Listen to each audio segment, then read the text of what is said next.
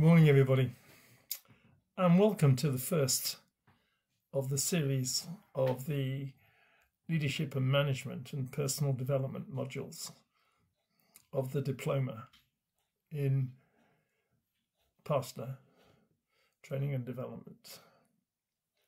I'm Dr. Peter Whitlam, a business psychologist by background.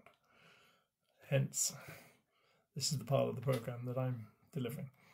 This first session is here for a reason.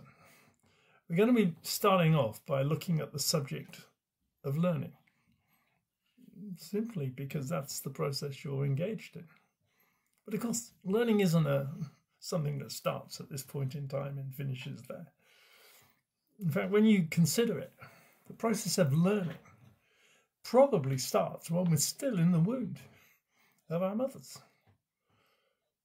And certainly professionally, we talk about the concept of lifetime learning, that you never ever finish it. For instance, when I got my doctorate, there was a requirement that every 5 years after I graduated, I had to submit a paper to the university to show that I had continued to learn and grow. Now, that's lifetime learning. Learning is a continual process. It's happening all the time. So, the rationale, of course, for putting it here first on the syllabus is because it's a process you're going to be engaged in, and some of what we're going to talk about might be helpful to you. But an awful lot of what we talk about across the program is about human behavior. And as you will see as we go through, human behavior is learned. So you need to understand how it was learned. In order, sometimes we need to unlearn things. We'll come upon that a little bit later on. Okay, let's get started. Learning is a process of understanding. That's what it is. It's a process that causes or brings about understanding. Now, it can be knowledge. You can gain an understanding just by what people tell you. So if I tell you that the only state in the United States of America that is entirely landlocked is Nebraska, I've given you some knowledge. If I was to tell you that the capital of Nebraska is a place called Alama, I've given you some knowledge. Now, whether that knowledge actually changes your behaviour or not is debatable. I would suggest it probably doesn't. Because like most learning, most knowledge is taken in, initially into our subconscious, and then moved back into our unconscious. A bit like a computer. It's in the ROM, the memory, and then it goes onto the hard disk. C drive, if you like. So, learning can be about knowledge. But learning, of course, can also be about skills or behaviors. They are slightly different, but skills are something that you can be taught. So you can be given knowledge, and then you can be taught a specific skill, which you can then apply. So I can teach you, I can tell you how important managing data is in being a good leader and manager. But I can give you the skill of using an information specification as a way of identifying what is good quality data and what is data that you need to seek to validate. That's a skill. That's something concerning doing. There is a third component to learning. And we're actually going to spend probably a couple of sessions on this. I think sessions 4 and 5. And that's psychological. Things through like our habits. Because habits, as we will see when we look at it, are just things that we've overlearned. And we just keep doing them. We're going to be looking at things like our values and our beliefs and our attitudes. They're all learned. Everything about our psychology has been learned at some stage or another. Now, there's quite a useful model for understanding the hierarchy of learning. Let me show it here. I've got to see that you can actually see it. Yeah, you can. You can see by this that there are 4 levels. We call it knowledge, skills, motivation, and doing. So we can say to ourselves, I know about this, I can do this, I am motivated to do this, and I do it. I internalize it, if you like. It's part of my life. Now, that's a fairly simple concept. But in reality, it's not as easy as it looks. Because sure, a lot of people think learning is just knowledge. They don't see it as being applicable to skills, doing something different.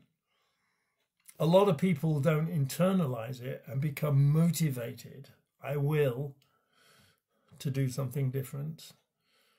And a lot of people don't change their behavior. I do. Because they haven't been through the other steps. There's no shortcuts. You have to go through those steps. Now, there is a concept in learning called immediate response learning. That's an interesting title. And really that's talking about a conditioned response, usually the experience of some pleasure or pain, mostly pain. And as a result of experiencing something that causes us pleasure or pain, we have an immediate response of learning, our ability to internalize it and take it through those steps of I know, I can, I will, I do, goes very, very fast. So for instance, as a child, when I put my hand over a kettle where steam was coming out, I felt the burn, scald of the steam. I went through a very immediate learning response because I didn't enjoy it. It was painful. I was conditioned, effectively, the psychologists would call it. But I, as a result of that pain, tend to now not put my hand in front of hot boiling water. So the learning was very fast, very rapid, because it's an animal conditioned response. It's actually the way that we do teach animals, and arguably we teach children very much through conditioned responses, because responses aren't necessarily always painful. They can be very pleasurable as well. A learning, when you think about it, is a combination of an interaction between ourselves and the environment within which we operate. That's where it takes place. There is something I do want to talk to you about, and that is the concept of learned helplessness. It's a psychological concept, but one we see enormous evidence of in Christian Warriors for God. I mean, we are a church charity, and I would say that at least 60, maybe 70% of people, members I deal with, exhibit signs of learned helplessness. So what do I exactly mean by that? Well, learned helplessness is a result of an individual receiving so much help and support and assistance, others doing things for them, for so long, that they come to believe, albeit unconsciously, that they're incapable of doing things for themselves. I mean, to give you some examples, I get people saying to me things like, "Can you add me to this group?" The usual answer is no, I can't.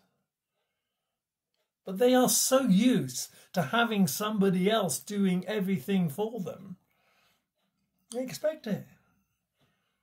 They're incapable of actually doing things for themselves. They have no initiative. And sadly, in the third world, that's a major problem. Learned helplessness. It's a condition that has to be confronted and dealt with. And I have to confess that when I see that condition, I confront it quite strong in people. I point out that I'm not their personal servant, that they're more than capable of doing this for themselves. They may choose to prefer somebody else to do it. They may just be plain lazy. But I ain't doing it. And they're going to do it for themselves. You have to confront learned helplessness, because it's like a malady that comes upon people over time. See, they've been so used to people giving them handouts. I mean, some of them, they're really good professional beggars, as if they could do nothing for themselves. I, as a Christian, have to ask about their faith in all this. You know, God gives us all talents, all skills. We got to sort of recognize what they are and use them to His glory.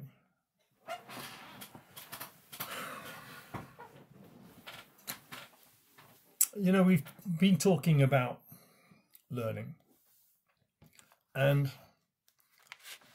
a couple of other things I want to just bounce off you. The first is what we call as the recall curve. The recall is your ability to remember what I've said after I've said it. Now, recall curve's important. It's important because clearly if you go to a lecture for an hour and after 2 hours, 3 hours, a day, a week, you can't really recall much of it, then it raises questions about the effectiveness of the lecture and the effectiveness of you as a learner. Now, same applies to this lesson that I'm giving now. Let me show you what happens.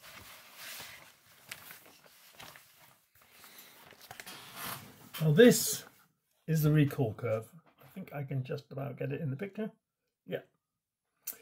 You notice that when you start, short period after we start talking, recall, in other words, what you can remember, is pretty high. Pretty high. But look what happens. In a very fast period of time, it drops. So that 2 hours after an event, you're probably only recalling 60 to 80% of what was said. 1 week after the event, you're lucky if you're recalling 7%. So if you take this lesson on a on a Thursday, and you submit your exam, you do nothing about it, you don't look at it or do nothing with it till the Wednesday, you're only going to be remembering 7% of what was said. No, you can change that. It doesn't have to be that way. So how do you change it? Simple. You just constantly and repetitively go over your notes, and your recall starts to go up. So these little bumps going down start to come up and up and up. So at the end of a week, you're at a higher place than you would have been without some reinforcement. So recall is an important concept in learning. Our ability to remember and recall information. Now, oddly enough, we have a capacity, because every single experience we've ever had in our lives is stored on the hard disk of our brain. We actually have the capacity to tap into that. You know, sometimes I try and remember the name of somebody or a place or some fact or who said something. And I think, and I get nowhere. What I'm doing is I'm using my semi-conscious ROM, using the computer analogy, and it's not there. It's been recorded on the hard disk. It's back here. But you know, an interesting thing happens. As we try to recall it, the more effort we put into it, sooner or later we end up going, oh, it doesn't matter anyway. It doesn't really matter. And we go about our lives and we're doing something else. But actually, whilst we're doing that, our hard disk is doing a disk scan. And it's looking for the information. And at some point, it finds it. And it shoots into our conscious mind immediately. We call that an aha moment. Odd. But you can get your brain working for yourself just by starting to concentrate. Because even though you move on to do something else, your brain doesn't know that and is still searching for the data. So aha moments are actually very useful. I often find myself particularly thinking of quotes, but not remembering who said it. I think and I think and I think and I think. And I can't recall, so I write the quote down. And then an hour, week, day. There's no set time to this. It finds it. It finds the information because I've taken it in at some stage and recorded it. And it shoots it forward. Emerson. It was Emerson who said that. So now I know. So recall is an important concept in learning. There's just one final model I want to show you before I conclude with a bit of theology to do with learning. And this is this model. This is called the attention curve. Now, what it shows is that immediately you start to talk to somebody, or in your case, start to listen to somebody, your attention, so if I hold it here, is very high. It's like you're saying to yourself, I wonder if this bloke's worth listening to. I wonder if I'm going to get anything from it. I'll give him a few minutes. You see, most preachers don't understand that you've got about less than 3 minutes to capture people to pay attention. Because if you don't, this is what happens.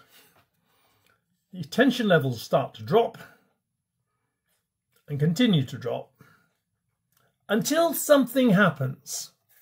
And that something could be where you hear something that is of benefit to you. Benefit to you. You're going to start paying attention if you hear something of benefit to you. So if I say to people, those of you that are successful, I will send a personalized Bible to you. Suddenly we're sitting up. Suddenly we're paying attention. It's a personal value or benefit to you. But there's another thing that, as it drops again, that will make it suddenly rise. And that's if I say or do anything that threatens you. That's going to make you sit up and take notice. Now, I don't have to threaten you with words.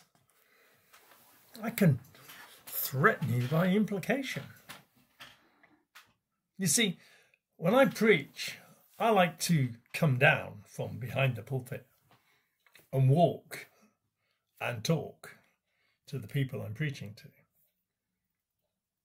But you know, if you're sitting in row 4, seat 3, and I walk up to level with row 4 and I look at you in seat 3, I guarantee that your attention level at that point is at maximum high because you feel threatened.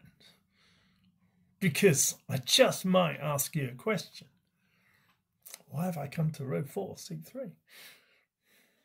You see, it doesn't matter what we do, if it's perceived by the person. We're going to be talking a lot in subsequent series about perception. If it's perceived by that person as a threat, their attention level will go up. Now, the final thing to notice about this model is, let me look at it from this side this time. Hello, I'm here now. Is that it continues basically to go down. People pay less and less attention the longer it goes on. I mean, preachers who talk for 2 to 3 hours a day. I don't know what that's all about. We know scientifically it doesn't work. People don't recall it. They can't hold on to it.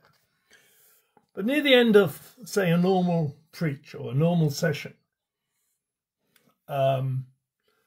we see this happens. Attention gets very high again. Why is that? Well, it's usually because the speaker, the preacher, or me, the trainer, says or does something that makes you realize it's coming to an end. The session is about to end. And our minds immediately say, it's coming to an end. What's this all been about? I need to make sure I understand this. So our attention levels get very high at the end. So they're high at the beginning and they're high at the end. And then we got all kinds of stuff going on in between, depending on whether we're threatening them or offering them benefits. Attention curve is very important because in just watching this session today,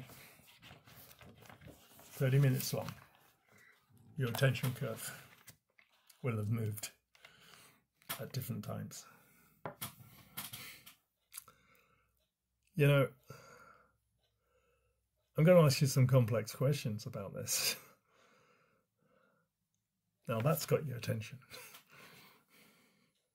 Why? Because it's a threat. Now, if you want to, you can use the model of recall by constantly going over your notes and making yourself in the best possible shape for when you answer the questions. We've looked at the issue of learned helplessness, how people can be taught to become helpless and not able to do things for themselves, which is a nonsense, a total nonsense. And we've talked about things like the immediate response learning, pleasure or pain, how that impacts on how we internalize it. You see, learning's not in itself, it's not important. Having those degrees on that wall are in and of themselves not important. It's how I apply it, how I use it, that makes it important. How I internalize it. So knowledge for knowledge's sake, forget it. It's not worth it. It only becomes worth it when we actually start to apply it and use it. Now I want to conclude with a bit of theology related to learning and related to the concept of wisdom. You see, I see wisdom from 4 different perspectives. Wisdom is associated with learning. There is earthly wisdom, and earthly wisdom is based on established truths and knowledge and experience, often on data, and it's used extensively by most of us as the way we make decisions, the way we perform as wisely as we can. We use earthly wisdom. Now, there's nothing wrong with that. I mean, hundreds of years ago, somebody noticed that if you did that, there was something that they called gravity. Nothing wrong with me knowing that and understanding that. So worldly wisdom in and of itself is not necessarily a bad thing. In fact, we would be foolish at times to ignore it. But it's not the most critical source of wisdom. We then have a source of wisdom which I call sensual. And that's really the psychological. It's about our intuition. It's about our thoughts, our feelings, our attitudes, our beliefs, our habits. As I say, we're going to spend a long session looking at that. But one of the things that we will conclude in that session is that those things, although very critical in our lives, are incredibly unreliable. And we'll look at that in some depth later on. You know, the third source of wisdom is devilish wisdom. Not a nice sounding name, is it? Not particularly when I relate it to things like the church, where we see a lot of it. We see ambition, we see competition, we see a lot of emphasis on self in the universal church. It's from the devil. There's no doubt about that. The last source of wisdom is, of course, divine wisdom, the word, logos, if you like. And a lot of our learning, and certainly a lot of the application of our wisdom, must, I suggest, be coming from that source. Now, sometimes, of course, it appears contradictory. Sometimes we all need others to help us understand it. But we must not forget that the real wisdom in life, the real learning, if you like, in life, comes from the Word of God. All I've done today is talk to you through some issues related to the subject of learning. So, summarize. It's a classic example, you know, in teaching and indeed in preaching. It says, tell them what you're going to tell them Tell them, and then tell them what you told them. 3 times the same thing.